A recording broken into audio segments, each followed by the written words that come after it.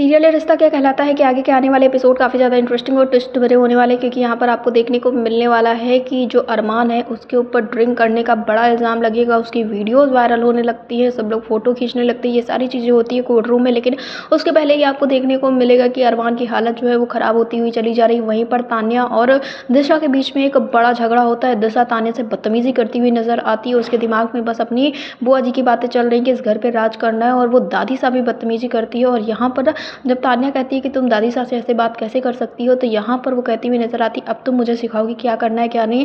पूरा पोद्दार हाउस में इस वक्त पर कलह मचा हुआ है। दिशा जिससे देखो उससे लड़ती हुई नजर आती है, सिवाय वो मनीषा से नहीं लड़ती है, और सबसे वो लड़ती हुई नजर आती, खास करके तान्या को वो गिराना चाहती, क्योंकि उसे लगता है कि तान्या और अभीरा जो है वो बेस्ट फ्रेंड्स है। वहीं आपको देखने को मिलने वाला है कि जो दादी साहब है जब क्रिस से अकाउंट्स की डिटेल मांगती है तो क्रिस देने से मना कर देता है और कहता है भैया आपको इसलिए दिखाते रहूँगी क्योंकि भैया को आपकी एडवाइस की ज़रूरत थी। मैं केसेस और अकाउंट्स दोनों बहुत अच्छे से संभालता हूँ और इसमें से क्रिस कुछ नहीं बताता। वहीं आपको देखने को मिलेगा कि जो एक बड़ा केस अरमान के हाथ लगा हुआ था, उस क्लाइंट से मिलकर अभीरा वो केस खुद ले लेती है, और ऐसे में अरमान एकदम सोता हुआ नजर आता है। अरमान जब उठता है तो देखता है कि टाइम हो गया है, केस जाना है, हियरिंग में जाना है, और वो तुरंत उठता है। उसके बालों में पेंट गिर जाता है, कलर लगा हुआ है उसके मुंह पे, और वो बिगड़ी हुई हालत में पहुंच जाता है कोर्ट रूम। और कोर्ट रूम में पहुंचते ही वो देखता है कि चीज़ें कुछ अलग होती हैं, और यहाँ पे वो ठीक से चल भी नहीं पाता, एकदम लड़खड़ाता हुआ नजर आता है। और ऐसे में उसके ऊपर इल्ज़ाम लग जाता है कि उसने ड्रिंक कर रखा है, और जिसके पास सारे लॉयर्स जो होते हैं वो उसके ऊपर इल्ज़ाम लगाने लगते हैं। इस बीच में पुलिस को बुला लिया जाता है, क्योंकि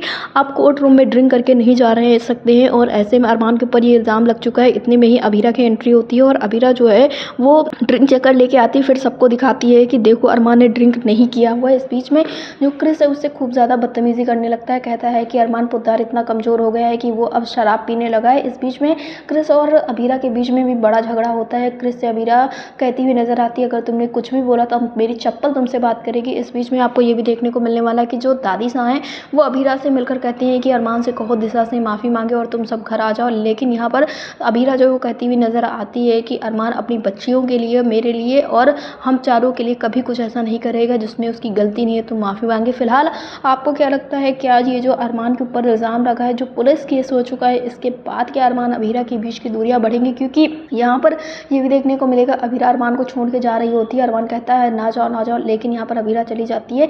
फिलहाल तो अभीरा इसलिए ये सारी चीज़ें कर रही है ताकि अरमान सही हो जाए। लेकिन आपको क्या लगता है क्या अरमान अभीरा की ज़िंदगी अब इसके बाद आसान रहेगी? अब क्या उनको केसेस मिलेंगे? हमें कमेंट बॉक्स में ज़रूर बताएं। और सीरियल रिश्ता क्या कहलाता है से जुड़े ऐसे लेटेस्ट अपडेट्स के लिए हमारे चैनल को सब्सक्राइब करें, वीडियो को लाइक करें, शेयर करें।